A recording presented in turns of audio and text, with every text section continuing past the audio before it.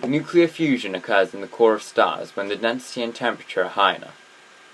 Nuclear fusion is a nuclear reaction in which two or more atomic nuclei collide at a very high speed and join to form a new type of atomic nucleus. During this process, matter is not conserved because some of the matter of the fusing nuclei is converted to photons.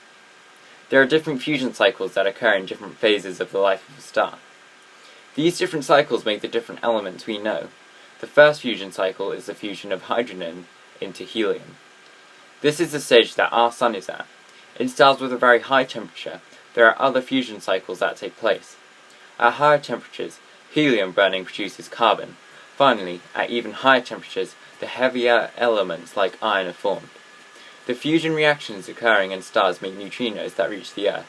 By detecting these neutrinos, scientists learn about the fusion inside the stars. We can't use fusion because we can't contain it.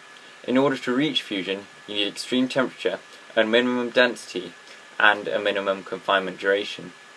The problem is that the hotter the plasma, the more difficult it is to keep compact enough, and it must be kept from touching a physical barrier, as the plasma would then quickly cool. This confinement can be done using superconducting magnets. The problem is that such superconductors have to be cooled to very low temperatures or being kept in close proximity of plasma that is 1,000,000 degrees hot. Stars are born in a region of high density nebula and condenses into a globule of gas and dust and contracts under its own gravity. A region of condensing matter will begin to heat up and start to glow, forming protostars. If a protostar contains enough matter, the central temperature reaches 15 million degrees Celsius. At this temperature, nuclear reactions in which hydrogen fuses to form helium can start. The star begins to release energy, stopping it from contracting even more and causes it to shine. It is now a main sequence star. A star of one solar mass remains in main sequence for about 10 billion years, until all the hydrogen has fused to form helium. The helium core now starts to contract further, and reactions begin to occur in the shell around the core. The core is hot enough for helium to fuse to form carbon. The outer layers begin to expand, cool, and shine less brightly.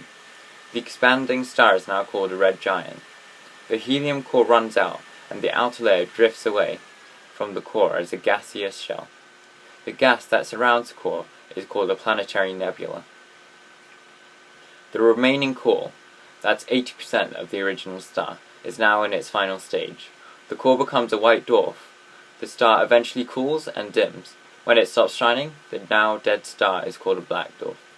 Stars usually start out as clouds of gas that cool down to form hydrogen molecules.